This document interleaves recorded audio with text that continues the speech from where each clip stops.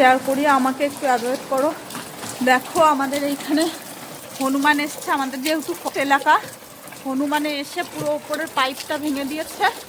এখন পুরো পাইপ থেকে জল পড়ে দেখো ভেসে যাচ্ছে, জল পড়ছে, দেখো কেমন ভাঙা ভেঙেছে।